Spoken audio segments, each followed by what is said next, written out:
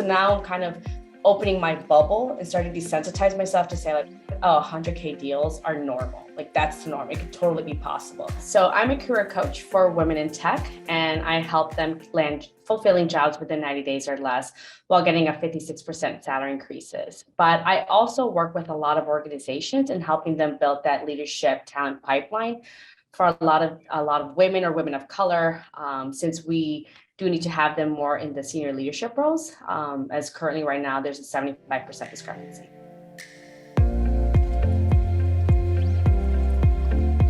So I had some opportunities come to me, which is always ideal. Like, oh, people know about me, they come to me with different opportunities, and it's great, but it's not as repeatable. Right at the time, I didn't know how to make that repeatable. It was more of like when they come, they come. And sometimes I would have years with nothing, and all of a sudden a year would have 2-3 opportunities. So I knew I needed to make this a little bit more consistent and repeatable and be able to take more control of that process and not having to rely on luck.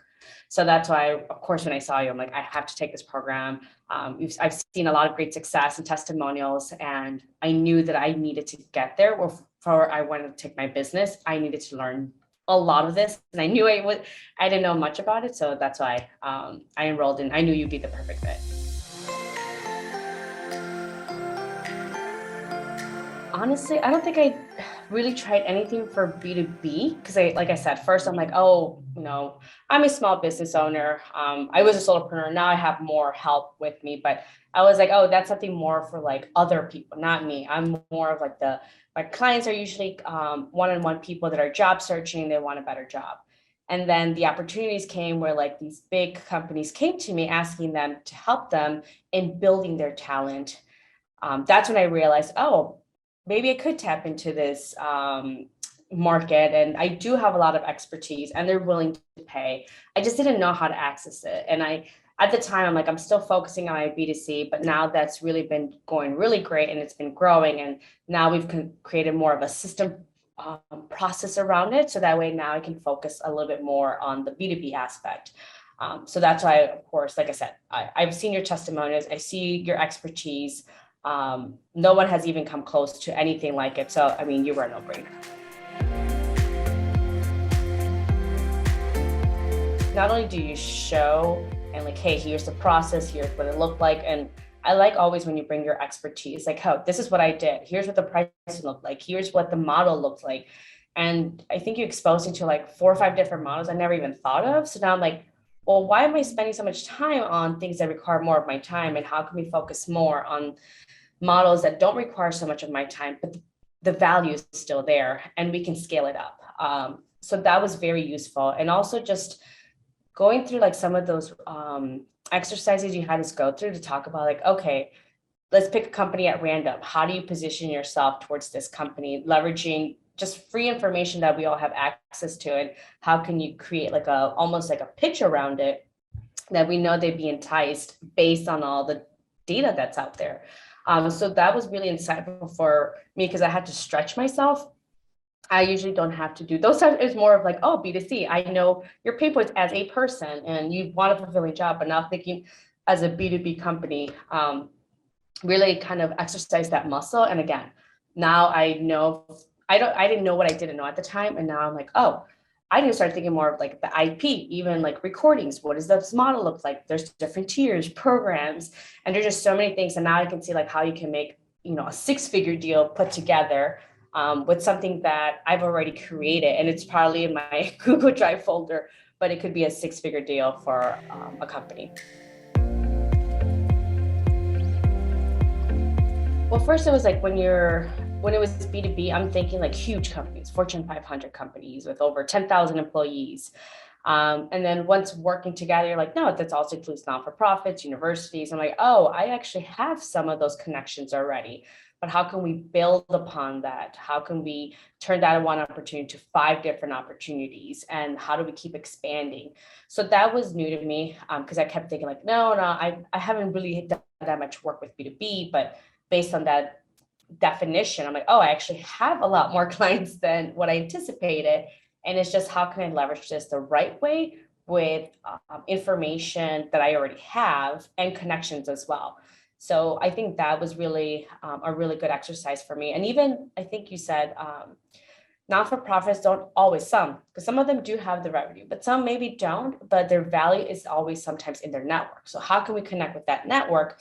And of course, the board of directors, there's usually more than one. So that can be 5 to 10 new additional opportunities just from that nonprofit organization. I didn't realize how much I was giving away. Even with some of the paid workshops I've done, I'm like, yeah, you can record it. Yeah, you guys can have access. Yeah, you can have these worksheets. And now I'm very adamant, like, no, it's not recorded. That's not what we discussed. If anything, I'll maybe include in the contract or in our discussion to say, like, I will record it and I would host it for X amount of days. But if you want more, you need to pay for that. Whereas before I was like, everybody get the recordings, get the slides, get my worksheets, and pretty much just giving it away, where I didn't know that I could charge or embed that into like an upsell or premium package. So that was the biggest takeaway. Like, I didn't realize how much I was giving away and the value of that, because I did put in a lot of work and there's a lot of value that the participants are getting. So why not get paid for it? The work's already been there and the value.